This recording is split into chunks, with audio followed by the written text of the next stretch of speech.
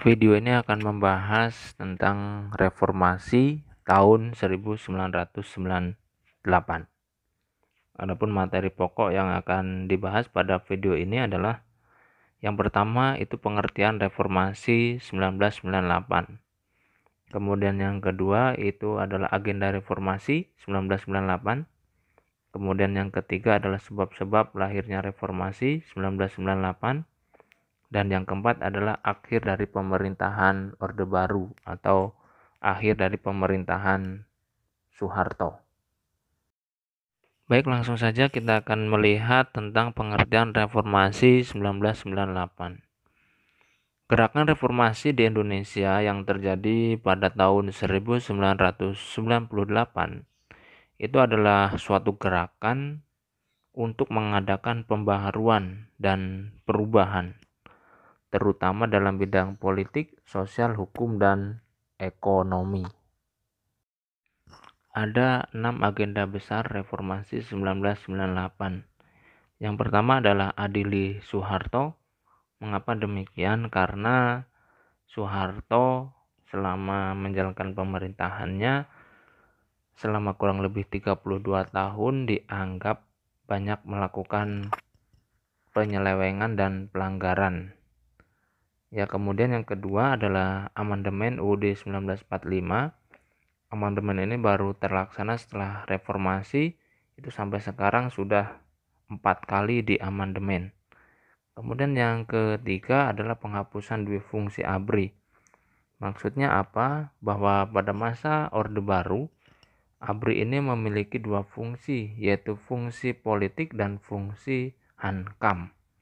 Fungsi politik bahwa ABRI ini memiliki fraksi tersendiri, namanya fraksi ABRI di MPR DPR. Kemudian fungsi hankam yaitu untuk menjaga pertahanan dan keamanan negara. Perlu kita ketahui bahwa ABRI ini adalah memiliki fungsi yang khusus, yaitu adalah untuk menjaga pertahanan dan keamanan negara. Kemudian yang keempat adalah pemberian otonomi daerah. Dan yang kelima itu adalah supremasi hukum. Dan yang keenam itu adalah pemerintahan yang bersih dari KKN atau kolusi, korupsi, dan nepotisme. Kita lanjutkan sebab-sebab lahirnya reformasi 1998. Yang pertama itu adanya krisis ekonomi. Ini ditandai dengan melemahnya nilai tukar rupiah terhadap dolar Amerika Serikat. Pada waktu itu, pada tahun 1998, rupiah terhadap dolar itu tembus sekitar di atas 15.000. Ya. Jadi 1 dolar Amerika itu bisa sampai 15.000 rupiah, bahkan lebih. Dengan keadaan tersebut maka terjadilah krisis ekonomi. Kemudian yang kedua itu adalah utang luar negeri yang semakin banyak. Jadi Indonesia pada waktu itu memiliki utang luar negeri yang sangat banyak dan harus segera dibayarkan. Kemudian yang ketiga, banyak bank atau lembaga keuangan yang bermasalah. Kemudian yang kedua itu adanya krisis politik. Ini banyak terjadi KKN. Ya, jadi KKN sudah merajalela di mana-mana. Kemudian adanya politik sentralistik. Artinya bahwa pemerintah di Indonesia itu diatur oleh pemerintah pusat.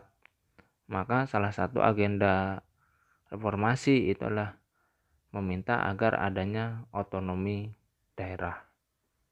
Kemudian yang ketiga itu adalah krisis kepercayaan.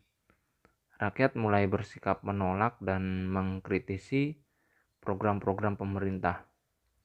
Banyak terjadi aksi demonstrasi rakyat dan mahasiswa yang tuntutannya itu adalah Soeharto harus mundur dari jabatan presiden.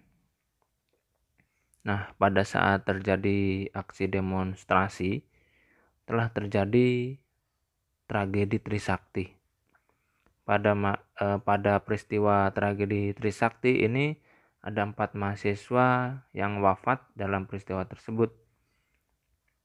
Mahasiswa tersebut antara lain adalah Elang Mulia Lesmana, kemudian Heri Hartanto, Hendriawansi, dan Hafidin Royan.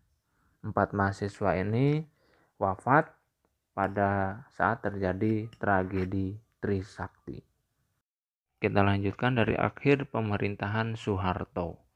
Karena situasi kondisi di dalam negeri yang sudah semakin kacau, aksi demonstrasi di mana-mana, rakyat dan mahasiswa sudah tidak percaya lagi dengan pemerintah, maka pada tanggal 21 Mei 1998 Presiden Soeharto menyatakan mundur dari jabatannya. Kemudian dengan demikian maka berakhirlah kekuasaan Orde Baru yang berlangsung selama 32 tahun.